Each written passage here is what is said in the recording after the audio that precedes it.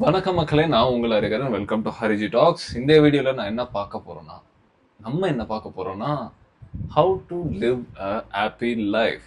அட, நான் சந்தோஷமா தானப்பா இருக்கேன் அப்படின்னு நீங்க கேட்டீங்கன்னா, இதுக்கு நான் அந்த விஸ்வாசம் படத்துல வர பாட்டிமா மாதிரி ஒன்று சொல்லணும்னா, வேற வேற தெரிஞ்சுக்கிற அளவுக்கு. ஸோ சிரிப்பும் சந்தோஷமும் ஒன்றும் இல்லைங்க. நீங்க சிரிச்சுக்கிட்டு இருக்கலாம், ஜாலியா இருக்கலாம், அதே சமயம் நீங்க சந்தோஷமா இருக்கீங்களாங்கிறது வந்து ஒரு பெரிய கேள்வி. அதுக்கு தான் நான் இந்த வீடியோ போட போறேங்க. எப்படி நம்ம வாழ்க்கையில ரொம்ப இல்லாம அட்லீஸ்ட் கொஞ்சமாவது சந்தோஷமா இருக்கிறது பார்க்கலாம். முதல்ல விஷயங்க, ரொம்ப பேசிக்கான விஷயம், மனுஷங்களுக்கு வந்து உள்ள ஒரு தனி குணாதிசயம் சொல்லலாம். அதுதான் ஸ்மைலிங், அதாவது சிரிக்கிறது. இப்போதான் சொன்ன சிரிக்கிறதுக்கு சந்தோஷம் ஒன்றும் இல்லைன்னா, பட் ஸ்மைலிங்லங்கிற வந்து அதுல என்ன ஒரு நல்ல ஒரு பெனிஃபிட் இருக்குன்னா, உங்க பிரெயினுக்கு வந்து அதை நீங்க ட்ரிக் பண்ற மாதிரிங்க. நீங்க ஜஸ்ட் ஒரு நார்மலா ஸ்மைல் இருக்கும்போது உங்க பிரெயின் வந்து நல்ல ஒரு ஹாப்பி ஹார்மோன்ஸ் வந்து ஜென்ரலா ரிலீஸ் பண்ணுங்க. பிரெயினுக்கு தெரியாது நீங்க எந்த மாதிரி சிச்சுவேஷன்ல இருக்கீங்க. பட் நீங்க ஃபேக்கா பண்ணா கூட வந்து நீங்க வந்து சந்தோஷமா இருக்கேங்கிற மாதிரி தான் வந்து உங்க பிரெயினும் நினைச்சிட்டு அதுக்கான ஹார்மோன்ஸ் ரிலீஸ் பண்ணும். செகண்ட் ஒன் பாத்தீங்கன்னா வந்து கிராட்டிடியூட். இந்த கிராட்டிடியூட்னா என்னதுரா, நீங்க வந்து அடுத்தவங்க ஹெல்ப் பண்ண சொல்றியா, அதாவது அன்னதானம் போடுறது, இல்ல கண்ணு தெரியாது உங்க ரோடு கிராஸ் பண்றது அப்படி சொல்லல. அந்த மாதிரி சிச்சுவேஷன் வந்தா நீங்க கண்டிப்பா ஹெல்ப் பண்ணுங்க. கிராட்டிடியூட் சொன்னது ரொம்ப சின்ன லெவல் தாங்க. இப்போ உதாரணத்துக்கு யாராவது உங்களுக்கு ஏதாவது சர்வ் பண்றாங்க, இப்போ உங்க வீட்லயே வந்து உங்க அம்மா இல்ல யாராவது வந்து சர்வ் பண்றாங்கன்னா உங்களுக்கு வந்து ஒரு சின்ன ஸ்மைலோட தேங்க்ஸ் சொல்றது, நன்றி சொல்றது, அதுவும் ஒரு ஒரு வகையான கிராட்டிடியூட் தாங்க. நீங்க ஏதாவது ரெஸ்டாரண்ட் போறீங்க, இல்ல ஏதாவது ஒரு வெளி இடத்துக்கு போறீங்க, அந்த மாதிரி யாராவது ஒரு வெளி நபர், உங்களுக்கு தெரியாத நபர் வந்து உங்களுக்கு வந்து சர்வ் பண்றாங்க, இல்ல ஹெல்ப் பண்றாங்க, இல்ல ஏதாவது டோர் வந்து உங்களுக்கு ஓப்பன் பண்ணி, இந்த மாதிரி சின்ன சின்ன விஷயம் பண்ற நபர்களுக்கு வந்து தெரிஞ்ச நபரா இருந்தாலும் சரி, தெரியாத நபரா இருந்தாலும் சரி, அவங்களுக்கு ஒரு புன்முறுவலோட நீங்க வந்து தேங்க்ஸ் சொல்றது, நன்றி சொல்றதுங்கிறது அது ஒரு ஃபார்ம் ஆஃப் கிராட்டிடியூட். அது பண்றதுனாலயும் உங்களுக்கு வந்து ஒரு செல்ஃப் கான்பிடன்ஸ், முக்கியமா வந்து அந்த ஒரு ஹாப்பினஸ்ஸா ஒரு ஃபீல் பண்ணீங்க. எதையோ ஒரு ஒரு நீங்க அடுத்தவங்களுக்கு கிராட்டிடியூடா இருக்கிறது வந்து உங்களுக்கு நிறைய பாசிட்டிவ் எஃபெக்ட் கொடுக்கறதுக்கு சான்சஸ் அதிகமா இருக்கு கைஸ். மூணாவது பாத்தீங்கன்னா வந்து ஒர்க் அவுட்.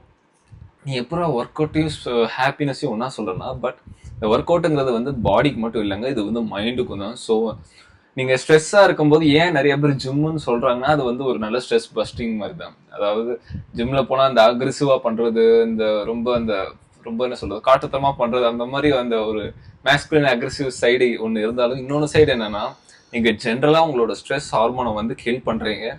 உங்களோட நீங்க ஒரு அன்மோஸ்ட் ப்ரெஷர்ல இருக்கும்போது நீங்க ஒர்க் அவுட் பண்ணி பாருங்களேன், உங்களுக்கே வந்து ஒரு ஃப்ரீனஸ் கிடைக்கும். ஒர்க் அவுட் முடிஞ்சது ஒரு டயர்ட்னஸ் இருக்கும், பட் அதுக்கப்புறம் வந்து ஜென்ரலா உள்ள வந்து ஏதோ ஒரு பாரத்தை இறக்கி வச்ச மாதிரி ஃபீலிங் இருக்கும். ஏன்னா பர்சனலா எனக்கு நிறைய தடவை தோணி இருக்கு, நானும் ஒர்க் அவுட் பண்ற ஒரு ஆள் தான். ஸோ உண்மையிலே ஒர்க் அவுட் பண்றது வந்து நல்ல பெனிஃபிட் தரும். ஃபோர்த் பாத்தீங்கன்னா வந்து ஸ்லீப். அதாவது தூங்குறது என்ன அவ்வளவு முக்கியமானா, நிச்சயமா முக்கியங்க. இது ஆக்சுவலி வந்து இருக்கும்போது தெரியாதுங்க, இல்லைன்னா தான் உங்களுக்கு ரொம்ப வித்தியாசம் தெரியும். ஒரு மாதிரி ஜாம்பி மாதிரி இருப்பீங்க. அதாவது முக்கியமா சொல்லணும்னா, இந்த தூக்கம் ஒரு நாள் ஃபுல்லாம நீங்க தூங்காம இருந்துட்டு மறுநாள் பாத்தீங்கன்னா உங்களுக்கு தூக்கம் வராது. ஆப்வியஸா டே ஆரம்பிச்சோடனே நீங்க டே ஒர்க் பண்ணும் போது உங்களுக்கு ஒரு மாதிரி ஸ்லாத் ஃபீலிங் இருக்கும், ஒரு மாதிரி ரெஸ்ட்லெஸ், அது என்னன்னே தெரியாது, தூக்கமும் வராது. அந்த ஃபீலிங் தாங்க, அந்த அந்த அந்த குவாலிட்டி தான் ஸ்லீப் வந்து உங்களுக்கு இம்பாக்ட் பண்ணும். அந்த அளவுக்கு ஒரு முக்கியமான விஷயம் ஸ்லீப்புங்கிறது. நிச்சயமா ஒரு டேல நீங்க ஒரு ஒர்க் அவுட் பண்ற ஆளா இருக்கலாம், இல்ல பிசிக்கலி ஆக்டிவான ஆள், இல்ல அடல்ட், எந்த மாதிரி ஆளா இருந்தாலும் 6.5 to 7.5 hours என்னோட time, at least 7 hours it's a perfect time. நிச்சயமா நீங்க 7 மணி நேரம் நல்ல ஒரு டீப் ஸ்லீப், முக்கியமா ஒரு டார்க் ரூம்ல, லைட்டே இல்லாத மாதிரி ஒரு ரூம்ல, அட்லீஸ்ட் இல்லைன்னா நீங்க ஹையை ஃபுல்லா கவர் பண்ணிட்டு நல்ல டீப் ஸ்லீப் எடுக்கிறது வந்து ரொம்ப முக்கியங்க. So sleep is important. And fifth one, the foremost important thing வந்து பார்த்தீங்கன்னா மெடிடேஷன். நான் இதை வந்து எக்கச்சக்க வீடியோவில் சொல்லியிருக்கேன். நான் மட்டும் இல்லை, நிறைய பேர் நிறைய வீடியோவில் சொல்லியிருக்காங்க வேர்ல்டு வைடில். இதுக்கு உதாரணம் பார்த்தீங்கன்னா 2008 வந்து ஒரு ரிசர்ச் நடத்துறாங்க நியூயார்க் சிட்டி டைம்ஸில். இது வந்து 2011 பிபிசிங்கிற நியூஸ் நெட்ஒர்க்கில் பப்ளிஷ் பண்ணுறாங்க.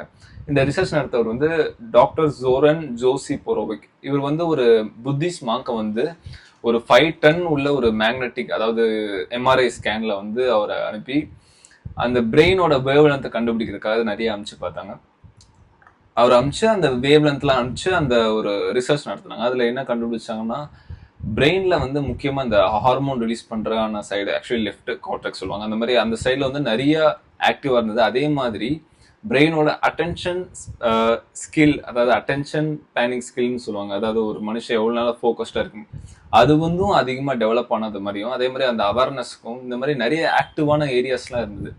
இப்போ ஒரு ஒரு மியூசிக் நீங்கள் ப்ளே பண்ணீங்கன்னா பிரெயினில் எந்த அளவுக்கு எஃபெக்ட் தருமோ அதுக்கு ஈக்குவலான எஃபெக்ட் மெடிடேஷன் தருது.